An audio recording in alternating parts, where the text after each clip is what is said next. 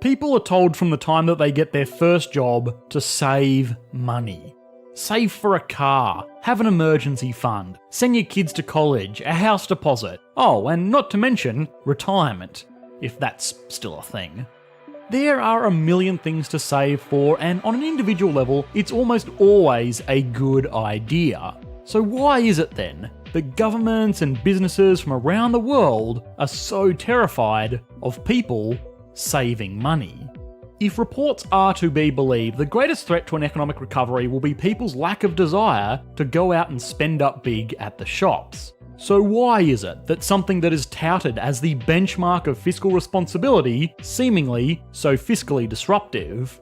Well, as with a lot of these economic paradoxes, it comes down to a few key factors, for which a few things need to be addressed.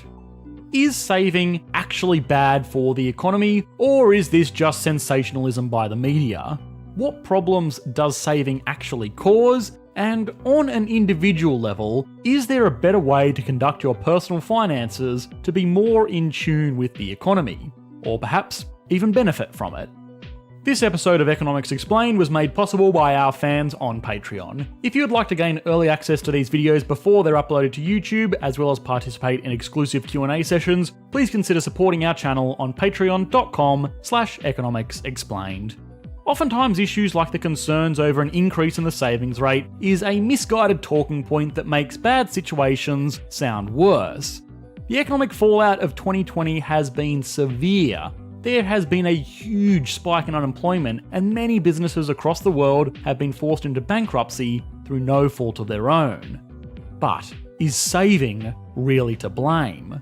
We normally measure economic growth through GDP. GDP, or Gross Domestic Product, measures the value of transactions made in an economy, broken down into government spending, investment spending, net export revenue, and household spending. Household spending is the most significant portion of this equation in almost every country around the world, with the exception of some very unusual microeconomies like Nauru, Tuvalu, and the Marshall Islands. Now, if all of these component parts of GDP go up, then GDP will go up and the economy will be said to be growing. If these components go down, then the economy will shrink. If these components shrink in size for 2 quarters in a row, then the economy will officially be in a recession. Nobody likes recessions, least of all politicians who may or may not be up for re-election this year. So, it is something that is avoided at all costs. There are many ways to do this, but the easiest way is just to somehow get this component here to show a bigger number. The only way to do that is to somehow encourage people to go out and spend. The easiest way to do this is directly give people money, like say in the form of a $1,200 check. With more money in their pocket, people might go out and splurge on a new TV or order in more food. They might even go on a holiday, if they could. If consumers continue to spend money as if everything is fine, then hey presto, you won't have a recession. This all ignores 2 major problems though. The first is that just giving people money doesn't necessarily mean that they will spend it. If people have lost their jobs or are afraid that they will lose their jobs, then they're not going to be too easygoing about how they spend their money. That $1,200 check might be the last bit of money they receive for a while, so it's only going to be reserved for the absolute essentials. What this means is that people are saving more and more, and hence consuming less. This becomes even worse when you consider that there will be lots of people out of work. If people are out of work, then they will be earning less money, which means that they will have less money to spend. If you combine this with other people witnessing all of this unemployment and tightening their budgets, then very quickly this $1,200 stimulus becomes wildly insufficient. These 2 charts track unemployment and the savings rate in the United States. It is clear as day to see that when people are scared or are unemployed, they save more of whatever income they might have. The second issue is that saving might not actually be what most people expect, which is putting money in a bank account or under a mattress. If people use their stimulus checks or the extra cash they have lying around after being locked inside for 6 months to pay off debt, then this will count as saving as well. Given that people are really concerned about the future of their employment, knocking out credit card debt and its incredibly high interest has been a top priority for a lot of people around the world. Paying off debt on a nationwide level is actually the economy paying for consumption that was transacted too soon. So, saving is bad because money saved is not money spent, and avoiding recessions all depends on making sure people are spending money. But there is one big problem with this breakdown.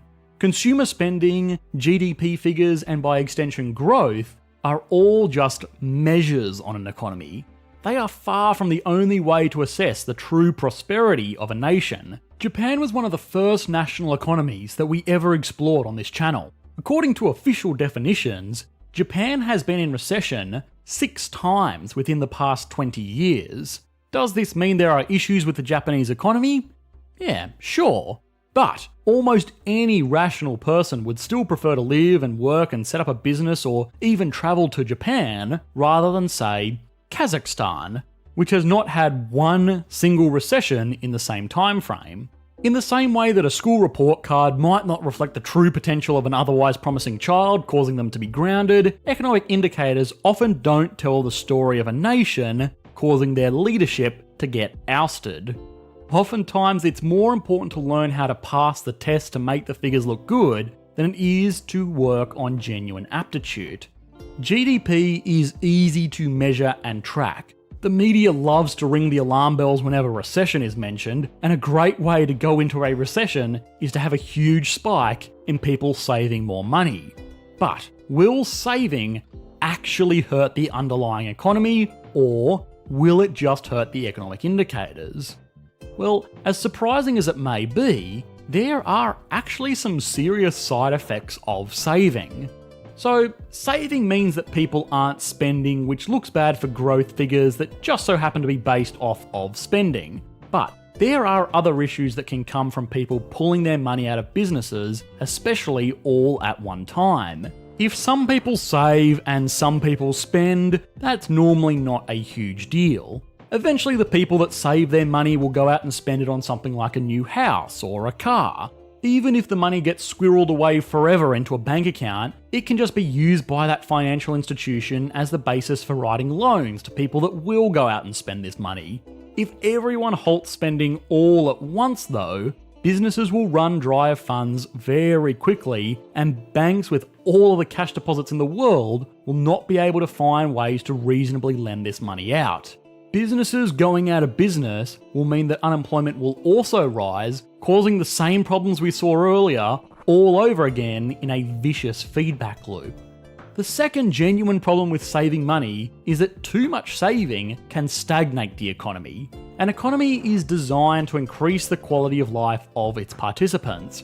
People increase their quality of life by consuming goods and services, be it the latest iPhone, a bigger, more luxurious home, a new car, or just modern medicine. In the eyes of economists, people are little beings with unlimited wants but only limited resources in which to fulfill those wants. If people stop consuming these goods and services and are instead choosing to save cash, then this means that they will not be improving their quality of life. This happens before even the first businesses are forced to shut their doors. A genuine reduction in quality of life is the worst outcome an economy can produce. All of the best growth figures in the world mean nothing if people aren't benefiting from it. Now, these two problems are more so an issue that people aren't consuming enough, with increased savings just being the other end of the seesaw. Saving isn't the problem, the lack of consumption is. The third reason is actually a problem with too much saving itself. Economists will point out that these dips in demand are an effective way to sort out good, productive businesses from failing enterprises held up by a good economy. As much as we hate the terminology, it's effectively economic natural selection. They will also point out that any savings will most likely be reinvested back into the economy through bank loans. But too much savings, combined with a lack of demand from consumers, will mean that there's only so many good, safe loans that can be written. So if banks want to continue to grow and make profits, they are going to have to make increasingly reckless loans. like say the loans that led to the 2008 mortgage crisis. The idea of a savings glut is something that we have explored in much more depth in last week's video, but it is certainly worth mentioning here as well. Okay, so saving is bad because it is the opposite of consumption, and consumption is important because it makes figures look good, improves quality of life, and keeps businesses chugging along. But what does this mean for individuals? Surely economists can't complain about people spending too much money and then saving too much money, taking on too much debt while also paying down credit cards, right? Well, yes, saving is actually great, but this is just an example of the right steps at the wrong time. Having money saved is really important at all levels of the economy. From individuals to businesses, even government municipalities should have a comfortable supply of cash. Read any book on personal finance and it is guaranteed that none of them will save to forego spending to boost GDP growth figures.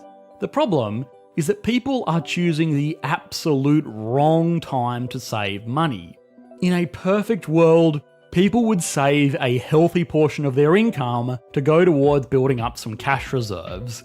This would have been great for two reasons. The first is that people with a healthy emergency fund don't really need to slow down on their spending during these times. If someone has 6 months worth of living expenses saved, then they're going to be just fine during almost any recession. Even if they were to lose their jobs, they wouldn't need to cut back too drastically so long as they were able to find a new job in a somewhat reasonable amount of time. This is a great way to maintain a healthy GDP, even during times like what we are in now. The second reason that saving money is really great is because on an individual level, this is the perfect time to go shopping. That new car or TV or house or even a share portfolio is all going on massive sale. Businesses are desperately trying to attract scarce customers with huge sales just so that they can keep their lights on. These sales are not much good to someone with no savings who is desperately trying to make up for lost time now, but for someone that does have a little extra walking around money, it's the perfect time to grab a bargain on just about anything. The people desperately trying to save cash now are doing the right thing at the wrong time. We have studied counter-cyclical fiscal policies on this channel before and have found that even most governments are bad at saving during the good time and then spending during the bad times. But if there is any takeaway from the media hype around saving killing the American economy, it's that as with everything, it all comes down to timing. So, are the news articles claiming that saving is the most dangerous thing the American economy is facing at the moment false? Well, no. Sensationalised, sure, but not incorrect. On a personal level, it is a lesson in once again looking at the importance of saving money. A population of good savers that make responsible financial decisions would be fantastic for sustained growth and prosperity. Since we don't have that, the next best thing is killing the hangover with a Bloody Mary. If we haven't saved by now, it's not a good time to start.